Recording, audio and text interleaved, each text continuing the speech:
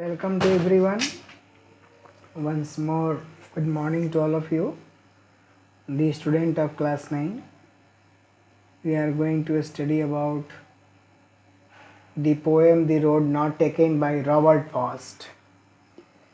This poem, The Road Not Taken, is a very simple and a meaningful poem. In this poem, The Road Not Taken, first of all, I want to introduce to you The Road Not Taken. सड़क हमारे जीवन का प्रतीक है. सड़क हमारे जीवन का प्रतीक है. सी, मैं इसके बारे में आपको बताऊं कि the road not taken is the poem written by the Rod Frost symbolises our life.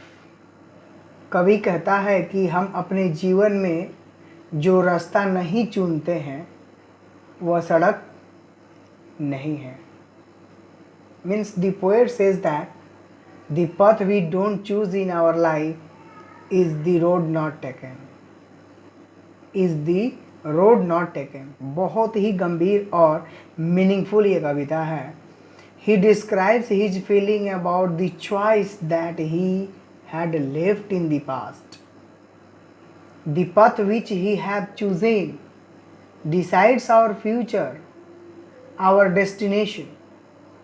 The important message that the poet wants to give is that the choice that we make has an impact on our future, on our coming future generation.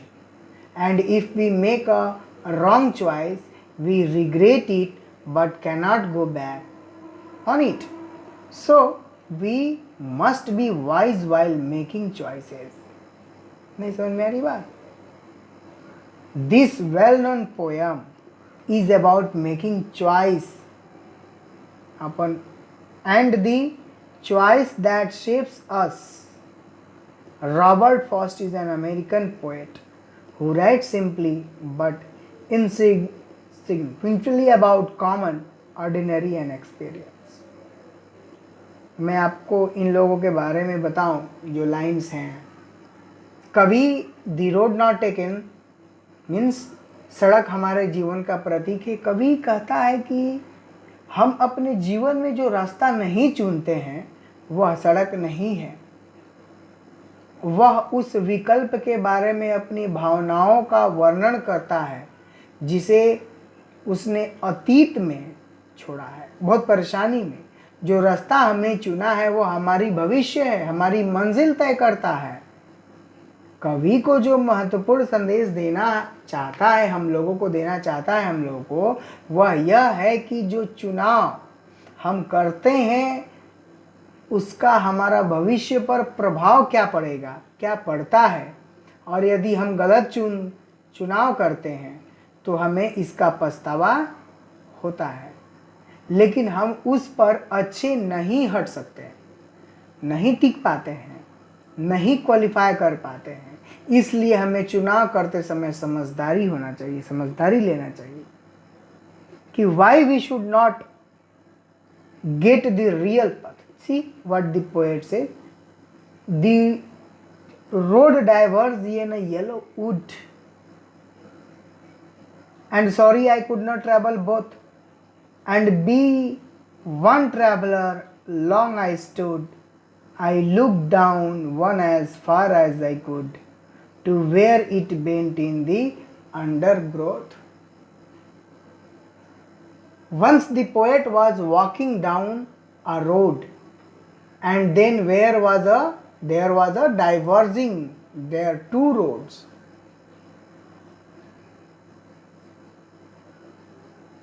And he had to choose one out of them.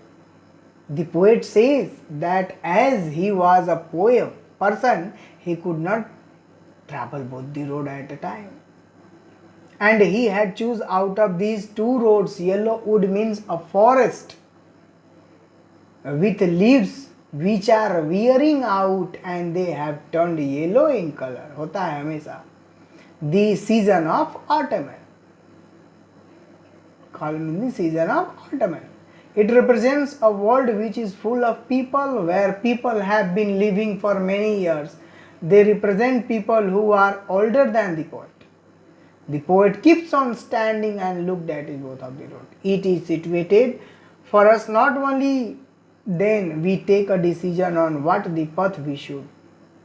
मैं आपको हिंदी में बताऊँ कि एक बार जब कवि एक सड़क पर चल रहा था और तब एक मोड़ आया जो अलग अलग रास्ते से थे और उन्हें एक को चुनना था। कवि कहता है कि जैसे वह एक व्यक्ति था, वह एक सिंपल व्यक्ति था, अकेला था, वह केवल एक सड़क पर यात्रा कर सकता था। जाहिर सी बात है, एक आदमी 5 रोड, एक आदमी एक ही रोड पे चलेगा। इसे इन 2 सड़कों में से एक का चयन करना था। पीली सड़क का मतलब पंक्तियों के साथ एक जंगल है और बहुत सारा पत्ती है, पेड़ पौधे हैं जो बाहर पहले हुए और वे पीले रंग में बदल गए हैं। शरद ऋतु का मौसम है, पतझड़ का है, जैसे कि हमारा earth green wears a green garments. बारिश के बाद हमारा पेड़ पौधा नीचे प्राकृतिक साल में एक बार नया कपड़ा पहनता है। उस तरीके से शरद ऋतु का मौसम है। यह एक ऐसी दुनिया का प्रतिनिधित्व करता है जो लोगों में भरी हुई है, जहां लोग कई सालों से रह रहे हैं। वे लोगों का प्रतिनिधित्व करते हुए जो कवि है वो कहना चाहता है कि क्या यह उसके लिए उपयुक्त था या नहीं रास्ता, और वह उस मार्ग को देखने में सक्षम था या उसमें यह भरा हुआ था जिसके बाद इसे पेड़ों से ढका हुआ था, छिपा हुआ था, जो रास्ता कभी चला ही नहीं गया है। और यह उसके जीवन में या हमारे जीवन में सबके साथ होता है। जब हमारे पास विकल्प नहीं होते हैं वो रास्ता अधूरा लगता है। हमारे पास विकल्प होते हैं लेकिन हम उनमें से केवल एक को चुनना होता है जो नहीं कर पाते हैं। हम पेशेवर होते हैं, हम विपक्षों से लड़ते हैं, उनके बारे में सोचने का काम करते हैं, समय लेते हैं, चाहे वो हमारे लिए उपयुक्त हो या नहीं, और केवल तब जब हम लोग कौन सा रास्ता चुनना चाहिए इस पर निर्णय लेना एक बहुत बड़ी सी बात होती है। Second stanza, then took the other just as fair and having perhaps the better claim, because it was a grazy and wanted wear, though as far that the passing there had on them really about the same. The poet kept on walking one path for a long time to check if it is right path for him or not, and then he decided and started walking on another path because he felt that the both paths were quietly good. He says just as fair. So he felt both. Yes, the mayable he felt that the path was better from him. So he chooses it is as grass on the earth, which means that it was unused. Not many people had walked on this path earlier. That is why this path was grassy and wanted wears. It means that it was not walked over many people. After he wanted the path, he realized that both paths had been worn out with the same way, but the path was not in the clear way. कवि लंबे समय तक यह सोचने के लिए एक मार्ग को देखता रहा और यह उसके लिए सही रास्ता है या नहीं। उन्होंने तय किया कि दूसरे रास्ते पर चलना शुरू कर दिया जाए, क्योंकि उन्हें लगा कि दोनों रास्ते समान रूप से अच्छे हैं। वह बस के रूप में उचित कहते हैं। इसलिए उन्होंने महसूस किया कि दोनों रास्ते समान रूप से अच्छे हैं भी, और उनमें से एक पर चलना शुरू कर दिया। वह जोड़ना बोलना कहना चाहते थे कि शायद उसे लगा कि रास्ता उनके लिए बेहतर है, इसलिए उसे चुना, क्योंकि उस पर घास थी जिसका अर्थ है कि इसका उपयोग नहीं किया गया था। बहुत से लोग पहले इस रास्ते पर नहीं चले थे, इसलिए यह रास्ता घास वाला था। और वांटेड अर्थ का मतलब यह हुआ का अर्थ है कि यह कई लोगों द्वारा नहीं चला गया था।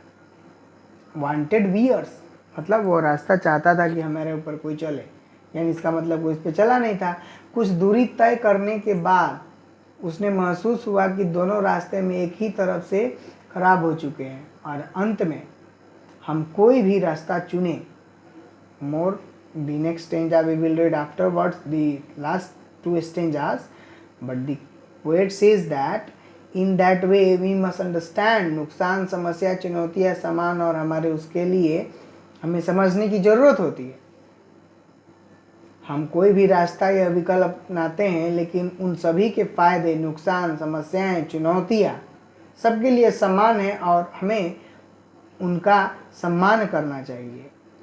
हमें ये नहीं महसूस होना चाहिए, हमें ये नहीं लगना चाहिए कि हम बेहतर विकल्प चुने हैं, लेकिन यह ऐसा नहीं होता है। Thank you for have a nice day.